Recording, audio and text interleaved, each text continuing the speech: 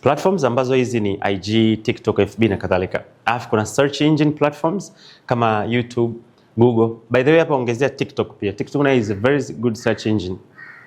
Mimi nashangaa mtu anakosa content idea. Nenda TikTok search. In TikTok una search word by word, keyword by keyword. Wazuri sana. Una search kabisa mtu ambaye anakimbizwa akajikwaa akaanguka anapatikana. Have you noticed that? Yaani inaleta exactly unachokisearch. Kwa hiyo you can add TikTok here. Kuna communication platforms kama WhatsApp, email na kadhalika. Kuna monetization platforms ziko nyingi ambazo siwezi kuzimention hapa. Zingine ni porn sites. Na zinatoa hela nyingi nikikwambia usiamini. I don't encourage you to do it, ndio maana sija mention. Alafu kuna tools za creations kama vile editing tools, ChatGPT pia inatumika, sijui Banana, zote zinatumika. Nano Bananas nitawapa baadaye. So hizi ndo platforms zilizoko. Kuna social media platforms, search engine platforms, kuna communication platforms na kadhalika. Hizi ni few, ziko nyingi. Now, social media platform role ya kwanza, Instagram is for brand and trust. Ushaonaga mtu ni maarufu TikTok ana followers wengi lakini ana delete hii? Mshaka not say? Yeah.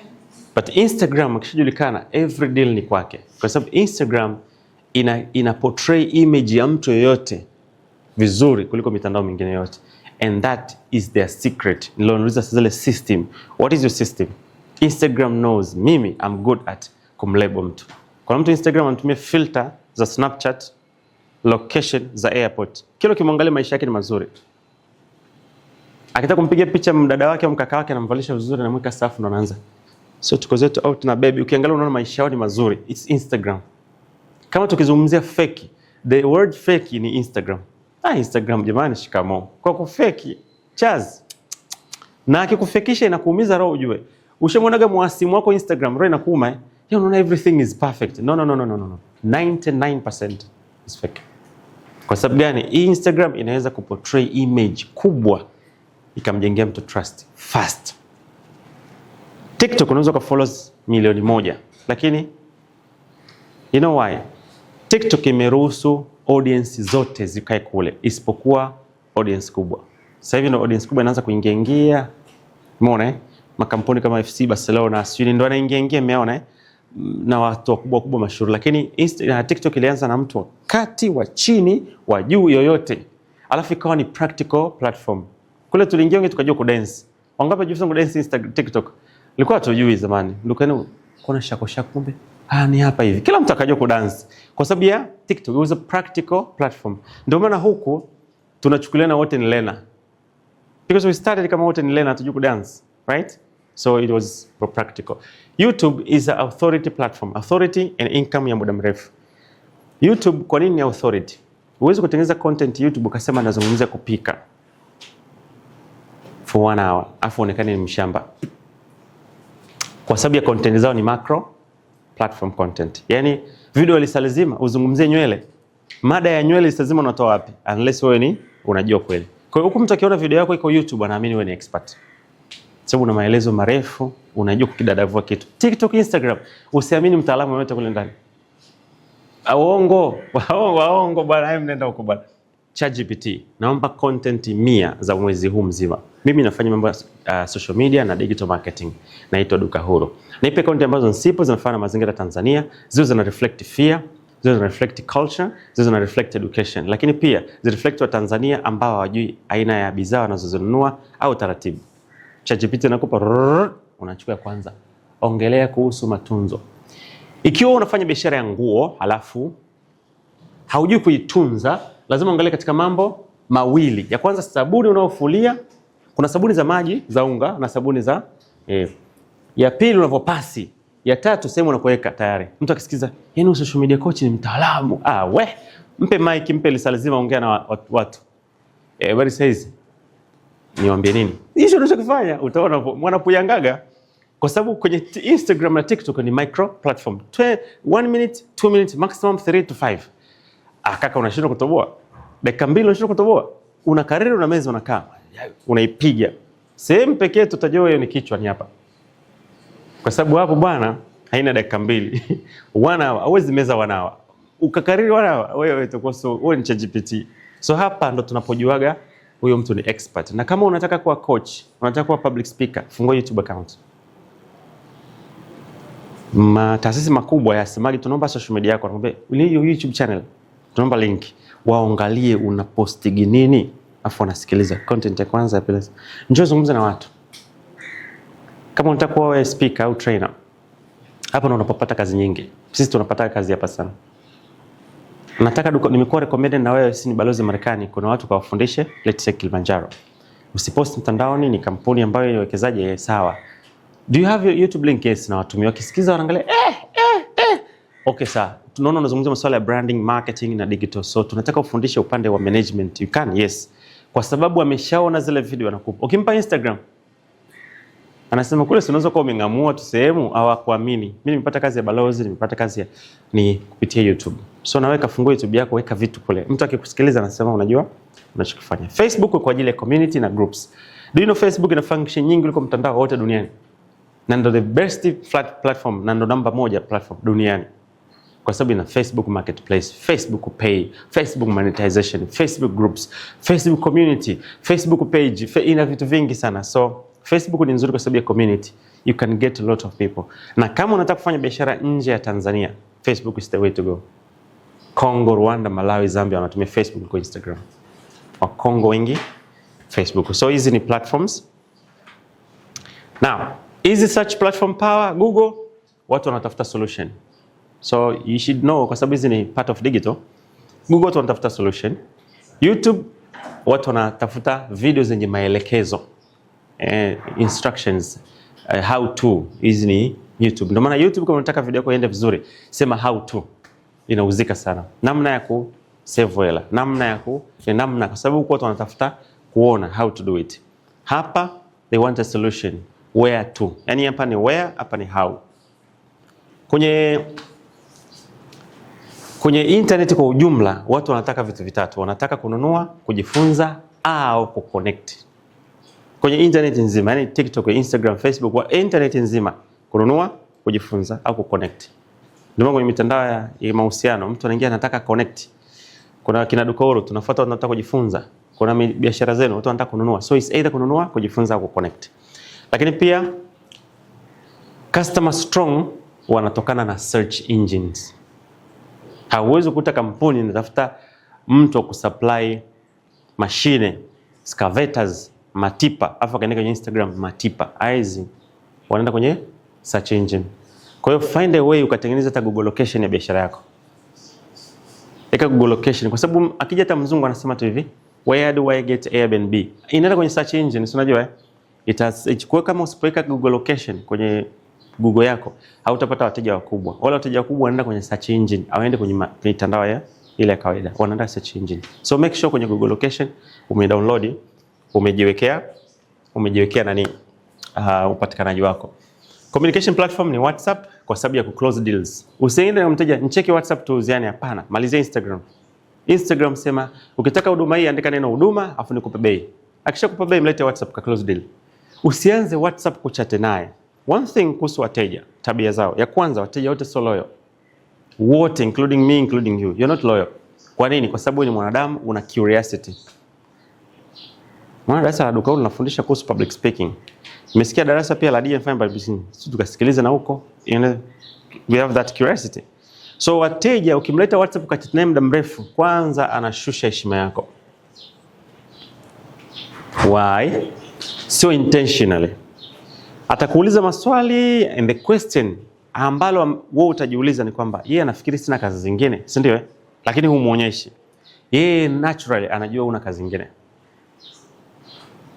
Unajua wale wa customer care, habari saizi. Nilikuwa nasema kuhusu hizo bidhaa. Hebu Toyota. Usamani dada, Toyota irudishe ikae pale hivi. Nilikuwa nakwambia unaona yule ushampa tu ile ruksa. Ubongo mwanadamu unamwambia huyu ana kazi. They're here for me. Ndio maana watu wengi wanakuruhusu fanya ya kwanza, ya pili, ya tatu wanakata simu. Hadi kwa tutauzaje? The more unakuwa weak, you become kinyudhia. They will use you, get information from you, afu wananunua kwa watu wengine. They will use you, get information from you, wananunua kwa watu wengine. Ushakutana na mteja umuelezea kila kitu. Afu unaona kapostiwa na Hadija. Because wewe sasa ni weak. People don't buy from weak point, they buy from strength. Ndio maana brandi makubwa yanatutreat vibaya and yet tunanunua. Nenda kwenye maduka makubwa Dubai, Uingereza, South Africa. Ukifika tu, excuse me, so what you looking for? I'm looking for a purse, a Gucci purse. We don't sell Gucci purse here. The next is na kutimua. Hata kata mazoea. Na kuna mengine ukiingia ile designers ukiingia wanakuangalia. Excuse me, sir. This is a designer shop. Could you try another shop please? Anakutimua like fuck. Si uniulize hata kwamba naweza ka afford, hataki mazoea. Hadi Andrew Tate alifukuzwa kwenye duka Dubai, unakumbuka eh? Alienda kununua gari Andrew Tate. Kaingia simple. Wale jamaa akamwambia, "Excuse me sir, these are very additional cars. We're not selling for ordinary regular people. Try the next." Kasikia, "Do you know why? I'm Andrew Tate." Kasikia, "I don't know you sir. Excuse me." Manager ndo amekaa kaangalia Andrew Tate. "Hey, I'm sorry, apologize sir for nikiwa please." Ukamuingiza ndani sa VIP. You see? Kwa sababu gani? The more tougher you become, the more watu wanakuadmire. Fuatilia mtaniambia. It's a very ni psychological. Sio chochote. It's just a psychology. The more tougher you become, the more watu wanakutaka. Ladies, mnanielewa eh? Mnanielewa. Juma akisema tu hivi, "Mambo Hadija? Poa vipi?" Tayari signal nimeshamwambia, "So easy. So easy. No my friend. No. I want my girl to be tight." Sasa yeye amekusemesha mjibu kistaarabu, hapana. So easy. It's too easy. Too easy. Red flag. You understand? The more you become tough. Naongea uongo dada jamani.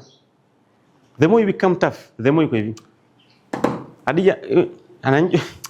Daktari ananjua mimi yule. Yaani yule hapana yule mimi siwezi kubali. Hadija, the more unavyokuwa tough, the more ana pursue. The more you become available, the more I ignore you.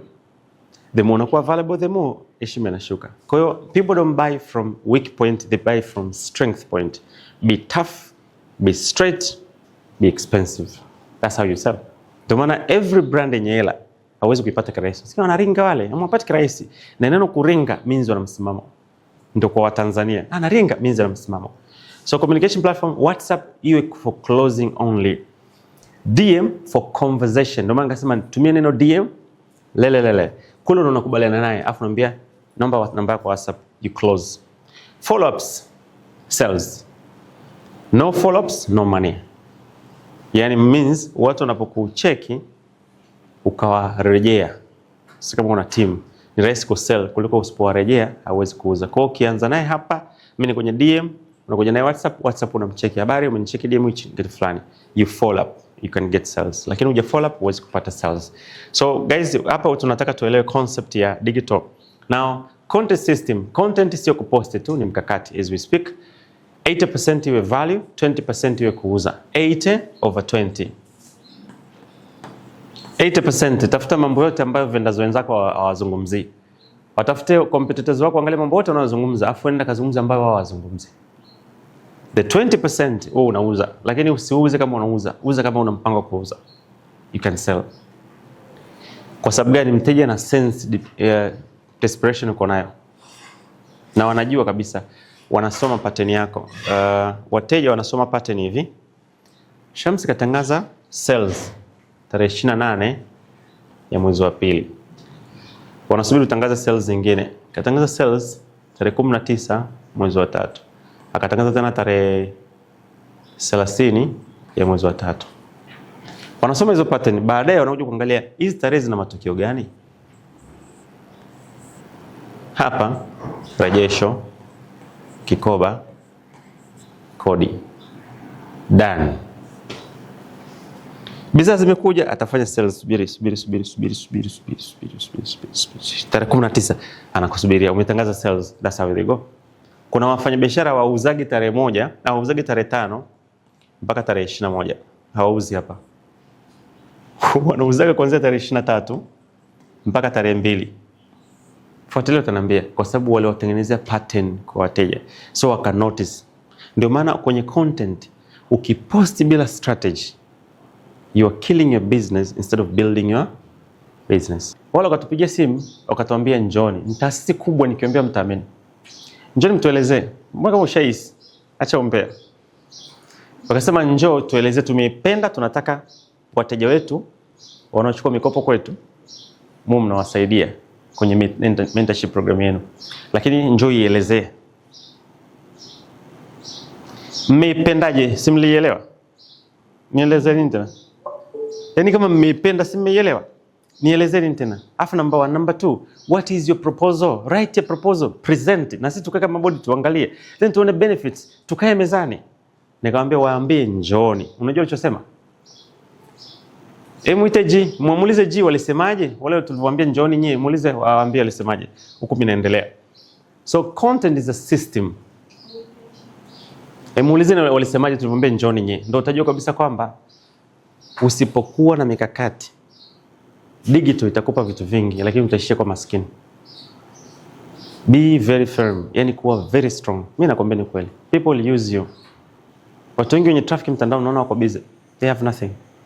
Mia kipande hawana. Lakini hawajui kwamba wao ni matajiri. Because why? Hauna. Wewe mradi liende, ukiwa mradi liende, people will use you very very well.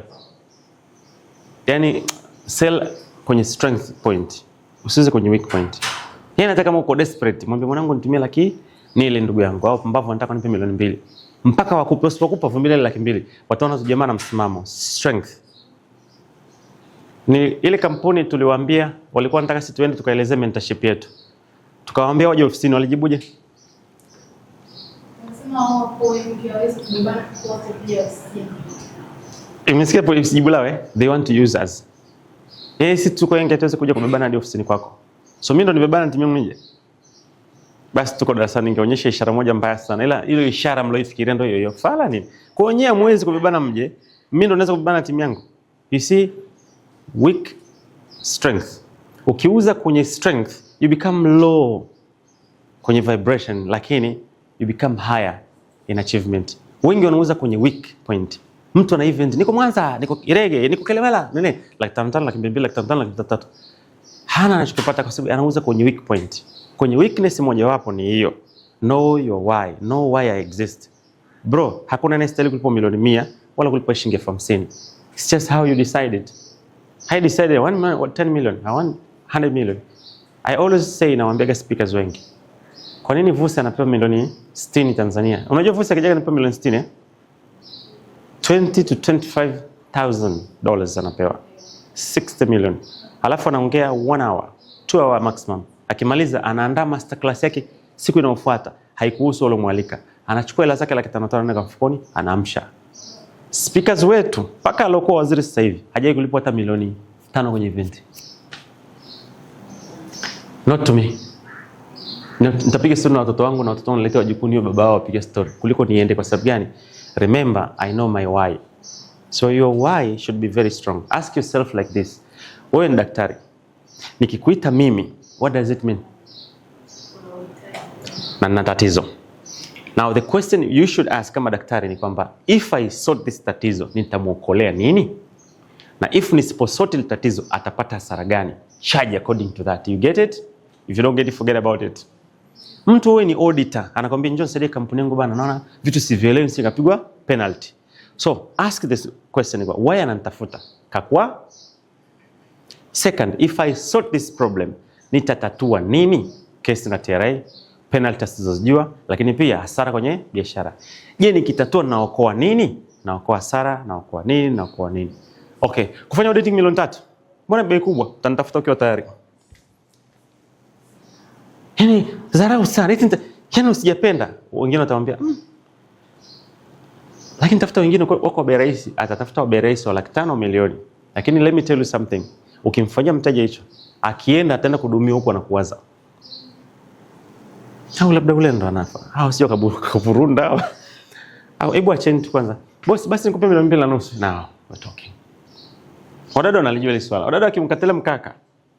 Ule mkaka hata akimdate Juma kila siku TV, wewe ulinringia. Kaka si uende, si ushapata mwingine nenda. Lakini kila saa, wewe Halima ulinringia wewe. Sasa si uendelee na maisha yako, you get, kwa sababu yoyote ambaye anakujibu at the strength level, uwaga anakufanya na muanzia kila saa. Umeelewa? So always think what you're fixing, charge accordingly. Mimi naona watu wengi sana walipo ile wanavyotakiwa. That's not right. So content ni a strategy, a system to know what you want, the why, what you want. In every content, you're intentional. Unataka nini? Lingine focus kwenye 80/20 rule. 80% share everything. 20% share about your business. Unajua 20% is about your business. 80% is about the customer. Let's say unauza nguo. 80% yako itakuwa ni namna kujiamini, cultural beliefs zilizoko, the difference between colors, why colors, locations na vitu kama vile. 20% is about the business. Nguo, sio nini and everything. Kwa sababu kwenye 20% unataka kusema tu hivi. Mwanaume ambaye ana posture ndogo, ngoja nikufundishe vitu vinavyosababisha kuongeza confidence. Ya kwanza, always ukivaa, just use your cologne. Inaongeza confidence sana. Ushakutana na mdada akwambia, "Unanukia vizuri." Wazee mnanielewa wazee? Ila javaa na content zako. Kwa sababu hii is about their fear, their emotions na kadhalika. 20% sema jibani kuna hizo suruali kali kabisa zimekuja, material safi na Uturuki, lele huku. Lakini huku zungumza about them. Mahusiano, kujiamini kwao, personal development, everything. Lakini 20% zungumza about the product. This is the formula itakufanya uwe hapa always. Angalau watoto wanazungumza kuhusu bidhaa peke yake. Akaunti zao zina sasa hivi nimeshazisahau. Lakini watu wametumia the 80-20, they here. Dada kuna sana anakandia mama wanaacha watoto nyumbani, anakandia sana. Ni yupi? Sio unauza kama Doveti, you understand? Wewe unauza kwa sababu biashara, brand iko hivi. Brand is like this. This is stage 1. Stage 1 ya brand yoyote is just a portion of what you do. Kila mtu hapa anaweza. No, we call it honeymoon phase. Honeymoon phase is there. Hey, Halima, wewe ndo mshindani wake? Kwisha. Yaani wewe ndo tunakusahau msupportini. Yule jamaa alikuwa anaringa msupportini. Hii ni honeymoon phase. Baada ya hapa, kutoka hapa kwenda juu is everything about you and everything you do. Ndio maana hapa pana washindaga wengi. Brand ikianza kukua, ukiposti zile content ziko nafanya vizuri, asifanye vizuri tena. Correct? Ila siku moja chukua tu content fanya hivi. Na mimi nikimchukulia mwogo mmoja, post hiyo content. Engagement iko hivi. You get it? Sasa unajiuliza, mbona sijaongea hata kitu nimepost tu keki watu kwa sababu gani? Now is everything about you and everything you're doing. Hii ndo level watu waweze kwenye branding. Brand ikishafika hapa, utaona kabisa una post zile ziko nafika milioni 1 lakini hazifiki tena. Lakini ukichomekea tu siku moja umetembea inaongezeka engagement. Siku moja umevaa imeongezeka engagement. Umeonekana na dukoro umeongezeka engagement. Umealikwa si Ikulu. Sasa unajikuta watu sasa wanashindwa kuelewa hii stage, wanasemaga tu hivi, mimi siwezi kujiexpose mtandaoni. No one said ujiexpose. It show you kwenye kazi zako ni everyday movement zako. That's it. Kwa sababu watu sasa level hii wanakuingiza katika ushindani mkubwa wa watu wakubwa. Huu ushindani is not about the product anymore. It's about everything kuhusu wewe. In level ya chini is about the product or service. Level ya juu is about you and everything else. Ndio maana kuna watu wameanza biashara wenyewe. Sasa hivi wanapost wafanyakazi wao wana dance. Baada na posti bodaboda. Baada anatengeneza utani mwenyewe. Kuona naonaje mimi? Wewe mweusi. Kwa hiyo utaki wadada weusi. Ila wewe mkaka wewe jamani. Jamani wateja wangu eti atake wadada weusi. Yaani wewe mpuzi kabisa. Jamani msijale. Tumeshasha mzigo wetu mje. Unaona? Mbona she's so engaging kwa sababu anajua at this level sasa is about me and everything else. At hii level ya chini it's about the product. Quality content done. Now above here is everything. Hii watu wengi hawawezi. Sasa Nasra tunaona menti yule. Menti Nasra upo? Hivi Turuki sasa ngapi? Tunamshia saa ngapi? 3 4. 3 Nasra Simone ni mkongwe. Ana muda mrefu lakini kaja tu hapa. Kaposti content yake, kauza container 2 ndani ya wiki 2. Yaani ana biashara Mbeya muda mrefu. Nasra Design. Nasra account ya Nasra inaitwaje? Nasra House of Fashion. Mbeya na Dar.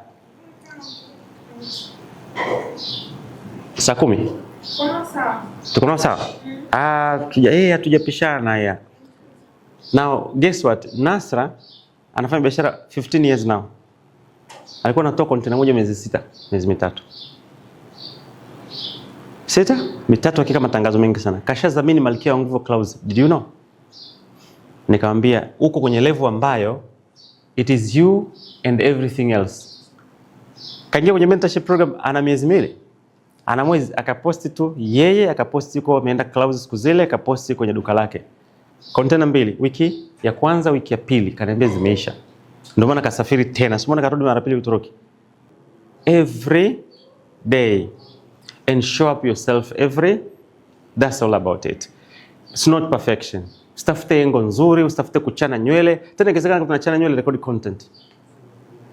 George, I remember wakati mimi nakutana na George Kitchen, alikuwa anaona haya. Baadaye just do it, kafanya, ikapiki. Nikakutana naye Arusha tayari amefika sasa level ajui how to get deals. Hivi unajua mtandaoni kuna upuuzi mmoja. Unaweza kufika level ambayo unataka upate deals na ujui how to get those deals. If you know him, muulize. Nikamwambia now deals ziende hivi, ziende hivi, bei ulipo hii. Simona Sevenish maisha yake, right? So ukiwa na consistency inafungua milango ya riziki. Wewe unaweza kuwa unafanya content nzuri. Mtu akakwambia kwa sababu ni famasia, naomba nitangazie mitandio. Naambia ina shida. Tuma $1.5 million. Content gapi? 3 tu. Kwa sababu gani? Opportunity imefunguliwa ya pili kupitia. Kwa sababu gani? You know what to say, watu waka respond. That's an added advantage. Watu wata line up kwako kwa sababu wewe unajua namna ya kusema kwa watu. Everyone is a content creator. Kila mtu ni content creator. Wachache ndo wanajua how to leverage it kwa pesa. Wangapi unalipwa na Facebook? Unalipwa hata kama haijafika la nyingi? Hamna. You see, wakati Facebook mtu wote anaanza kalipwa. By the way, ingia Facebook angalia. Unaweza kuwa ushaanza kulipwa na hujui. Kwa sababu gani? Everyone anaweza kuwa content creator na kalipwa, but consistency. Afya mwisho, volume plus direction. How many posts mimi na post in a day? How many? Yeah. Volume plus direction. Volume maana yake ni kwamba kama unapika pilau, anza kukata kitunguu, andaa mahitaji yake, content ya kwanza. Content ya pili, ongelea size ya sufuria, mpangilio nini kinaanza kinafuatia, content ya pili. Content ya tatu, anza kucheka kama umekaribia kuiva, afu andae vitu gani vya kulele, content ya tatu. Content yani pakua, weka mezani, anza kula. Content ya tano, post before and after kumaliza kula. Content ya sita, kaeni pembeni kwa mnakunywa juice. 6 content. The thing is unataka kufanya vitu vyote kwenye sehemu moja. No, it doesn't work that way. Volume plus direction. Content ziwe nyingi. Mimi kwa siku na posti 5, 6, even 10 times. Haya sio maneno yangu. Msemaji wa Instagram anaitwa Adam Moser alisema post at least 5 times a day. Why? Akaelezea kama ifuatavyo. Sikizeni nanyi kwa makini. Akasema hivi, kuna mchakato kwenye algorithm ya mitandao. Unasema hivi, mtu anapoposti ndani ya lisali moja mpaka masaa mawili, hii tunaionyesha ile content yake kwa audience yake. Alafu wanaangalia kama organically imeweza kuperform more than 80%, wanai-expand ile reach kwenda kwa audience similar to audience yake. Then from 2 hours to 8 hours ile content nenda kwa people similar to audience yake. Yenyewe ikiperform from 60 to 80%, wanai-expand kwenye global audience, ambako ndani yake ndio kuna ile explorer. Tunaona kama mtu content kwenye explorer kule kwenye kusearch, kwenye explorer, kwenye matangazo, ads. Kuna vingi hapa vinatokea.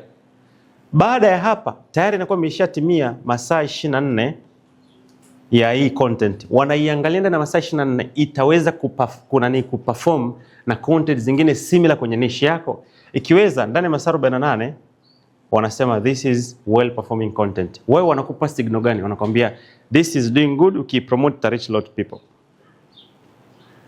Now, ikiwa content moja imefeli, wanafanyaje? This is the worst. Ikiwa content imefeli, wanachukua content yako ilo feli, they hide it. Watu wengine wasione. Why? Wao wanachokitaka content yako ilete traffic ili mtandao wao uwe na users wengi kuliko mitandao mingine. Kama ilete traffic na leverage traffic ya watu wengine, we hide it. Ila hawakwambii. This is what we call shadow ban. Because it's silence. So wanakuban bila wewe kujua. Utasema, nimepost umeona? Sijaona. Angalia nimeposti. Mimi kweli sijaona, niko mtandaoni tangu asubuhi. Ukifungua akaunti yako unakuta post imepostiwa lakini hujaiona. na umemfollow, wali hide.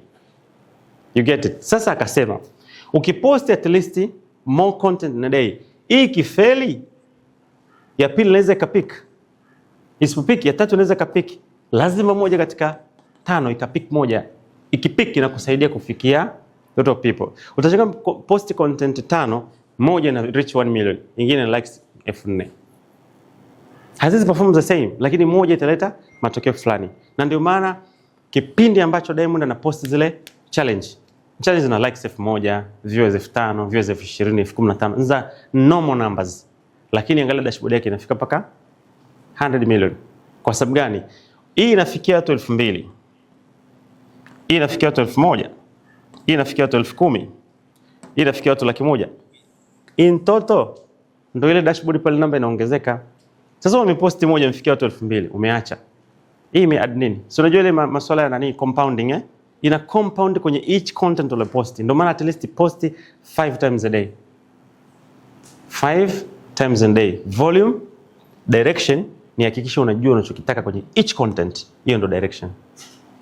Kama mimi nataka niuze blouse, kwa hiyo nitengeneze content strategy ya blouse. Alafu posti piece by piece by piece by piece by piece by piece. Kwa nini? Pia kwa sababu saikolojia watu wanatafutaga what next. What next? Sasa kama kwa mna ile feeling ya what next, they ignore you. What next is very important. Ndio maana wale jamaa wanasema hivi, clinic. Fanyaje? Unajua leo akitapeli upande huu, kesho unataka uone metapeli wapi. Leo kimwona Eludi kachekesha hichi, unatamani kesho kuone amechekesha wapi. Hiyo what next lazima iwe kwenye biashara yako. What next inasaidia watu kuendelea kufuatilia. Now content types, sasa kuna content education, madam kapatia. Can be your system, you teach non-stop. Can be entertainment, catching attention. It can be authority, to build trust. Inaweza kuwa conversion, kuuza. Nimewaambia kuhusu hizi. Each lazima uifanye kila siku. 1 1 1 1. Hizi zinasaidia kupata watu katika different direction. Kuna mwingine anataka knowledge, na anayewafundisha hapa anazifanya. Juzi nilifika Rombo nikakuta mtori mtamu kweli, nikao rekodi. What does it inahusu nini kuhusu nye? Lakini I entertain. Lakini through entertainment mimi nafanya education, edutainment. Edutainment maana yake inasema jamani, sehemu zenye vitu vizuri zinakuwa loko sana. Nyama choma nzuri, mitori mizuri, inakuwa vibanda tu, si ndio Lakini migawa ya maana huwezi pata nyama choma nzuri. Si ndio jamani, au niko peke yangu kwenye hilo jambo? So I use that as a content ku edutainment, yani ku educate na ku entertain at the same time. Authority building ni zile content nasema biashara kuna kitu kinaitwa the halls of nini, sio the nini. Hizo ni na build authority kwamba I know what I'm speaking. Conversion ni kusema jamani, kama wajiunga na program to check it now. Sasa kama mmenotice mimi naunganishaga hizi mbili. Yani hii naiweka kwenye kila content hapa. Kama nataka kuuza kitu. Education ndo zile. Naweza ngasema vitu viwili usivyojua. It's just education na fundisha. Kwa hiyo I use this content type. Hizi zinasaidia ku maintain presence yangu mtandaoni. Distribution strategy inakuwa hivi. Post platform moja. Chukua ile content repurpose kwenye platform nyingine. Mimi kuna content TikTok ina viewers 100,000. Instagram ina viewers 1,000. Mmegete? Yaani kuna post unaipost Instagram lakini TikTok inafanya vizuri. Kuna unapost TikTok haifanyi vizuri, Instagram kafanya. So idea distribution ni post platform moja, ichukue ile content post kwenye platform nyingine. Video moja, clips nyingi. Yaani hata siku moja usibane mambo. Safari yangu jamani kutoka hapa kwenda Mwanza, angalia. Mwanza nzima. No. Clip ya kwanza. Kibana tuko Chalinze hapa tunakula mahindi kwa wacha. Eti Jakaya aliwaambiaje watu wa Chalinze? Aliwaambia niwekee maji au niwekee umeme. Wakasema chimulimuli chinini sijui. Una post. Ibana niko Morogoro hapa sasa jamani ndo Msamvu. Watu wanasifanya. Kuna mtu atakuangalia kama sinema, tamthilia. Kwa sababu gani? Clips nyingi zinamfanya anataka kuuliza what is next? What is next? Lakini wewe umeshaunganisha vitu kilomita 1,200 umezeka hivi. So sawa. Consistency daily lazima kila siku una show up. Na usisubiri perfection. Nasubiri nipate mic. Nasubiri nipate hivi. You will never start. I know people who are still waiting for microphone, kupata content creator, na kumshuti, kupata makeup nzuri kufanya content, kupangisha geto lake ile atengeneze kisehemu cha content. Na wajua wengi sana. Wengi hawajawahi kuanza mpaka leo. Alafu kila mtu anayefanya kitu wao wamekuwa haters. Unajua mtu anayesubiria anakuwa haters, anakuwa ndo mtu wa kwanza mwenye husda. Kwa sababu kila kinachofanyika tunasema it was my idea. It was my idea. Umeona? Kwa hiyo you just have to start. So huu ni mfano case study. Umeona case study? Unaposti nguo TikTok daily. Anachukua linki ya WhatsApp anaweka. Client anamfuata DM. Sales zinatoka kwenye visibility.